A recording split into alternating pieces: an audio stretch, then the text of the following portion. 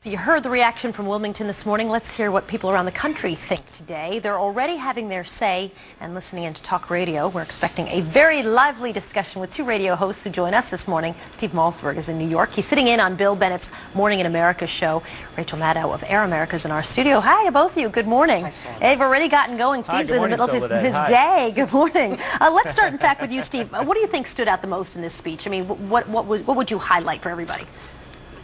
It was definitely the president's explaining the war on terror again and pointing out what we need to do in Iraq, saying that we didn't plan on this, we don't want to be here, we wish it were over and victory had been achieved, but please, he made a plea, stick with it, let's see it through, and let's try what we proposed, the so-called surge, and let's get it done. I think he presented the war plan and why it's important in a very, very well-presented manner. Would you agree, Rachel? Did you think the plea stood out?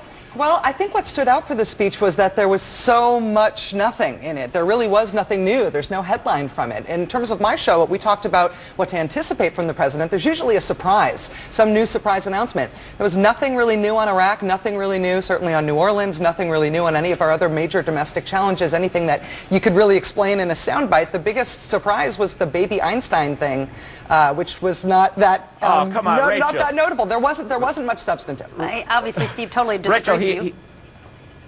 Yeah, I mean, he obviously addressed everything domestic. First of all, you want a surprise on Iraq? There wasn't going to be a surprise on Iraq. We knew what he was going to tell us about Iraq. But domestically speaking, he touted the strong economy, even though Jim Webb said we're living in the time of robber barons. He touted the health care problems and addressed them and made a proposal, which is more than the Democrats have Steve, done on any Steve, domestic one moment. Steve, what was his health care proposal? Wait, what was it? Just like in one sentence? Well, I assumed you were listening. He's advocating tax breaks to help people afford to pay their health care insurance better, to prompt people to be able to buy it more readily. I assumed you were listening. Yeah, he also talked about you can tell that's going to light the nation afire today.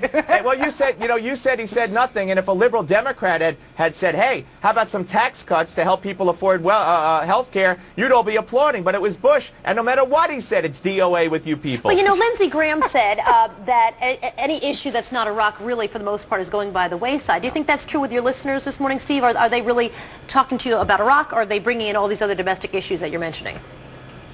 Well, so far in the short term of the show, we've had people comment on someone was disappointed that the president did introduce a flat tax and talk about the income tax problem in the country. We had people admire him for standing firm on Iraq. I think immigration, as the show goes on, is going to be a huge topic because the conservatives in the audience are going to be very unhappy with the guest worker program that the president said is not amnesty, but in my view and in the view of many others, is nothing more than amnesty. You saw some of that unhappiness, actually, when they did the cutaway shots to some Republicans who were listening in on the president's speech in person, who were clearly very unhappy about that.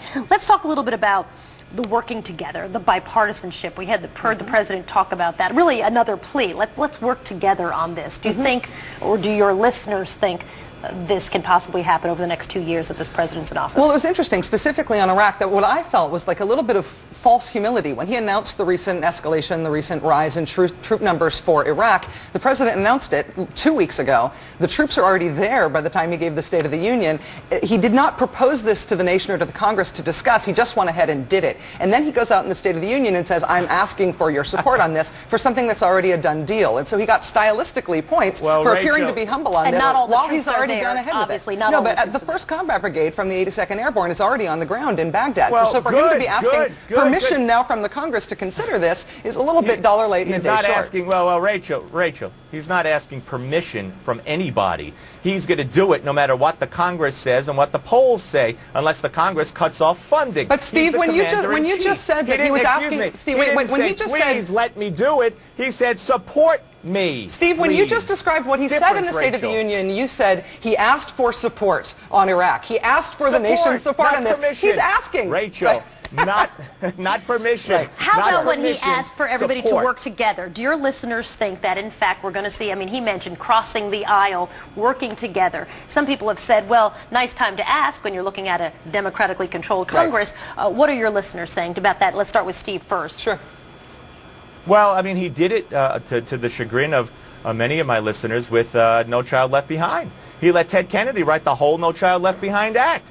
So this is a president that's worked across the aisle and has reached out time and time again. I don't think it's a surprise, but I predict that the Democratic-controlled Congress will take nothing that the president proposes. They'd rather have nothing get done over the next 2 years than agree and give the president credit for anything. So hearing both sides have said by now we should all work together, you're saying that none of your listeners are buying it. How about your listeners? No. I mean, what's hard to take... No, they're not saying that? No, they're not going to work together? No, nobody's accepting that this is a legitimate proposal from the president. After the way the Republicans ran Congress when they were in control for the first part of the Bush administration, the idea that the Republicans suddenly have now discovered bipartisanship and the wisdom of working across the aisle, you know, they didn't live that way, and it's not likely that the Democrats will either. Okay, so you're saying the Democrats are saying, since we didn't see it, we certainly aren't going to deliver it, even though we've said we'll try to deliver it. Well, yeah, it just seems hypocritical coming from them who ran on, you know, they wanted to pass everything with a majority of the majority. They only wanted Republican votes on passing legislation. They never wanted Democrats. So for them to ask for bipartisanship now, it just comes across as a little sad. Go ahead, Steve.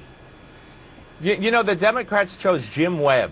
Jim Webb, in the past, has said that when he saw Bill Clinton saluting a Marine, it revolted him, it disgusted him. He's called affirmative action state-sponsored racism. He said the Clintons are elitists who were taught that the laws don't apply to them. I think it's an interesting choice of Jim Webb to give the Democratic response with those issues in his past. So we're going to leave it there because we're out of time. You know, you have 3 hosts essentially on TV. You're going to eat up a lot of time. Steve Malzberg, Rachel Maddow. Thanks, guys. Appreciate it for joining us. Thank you.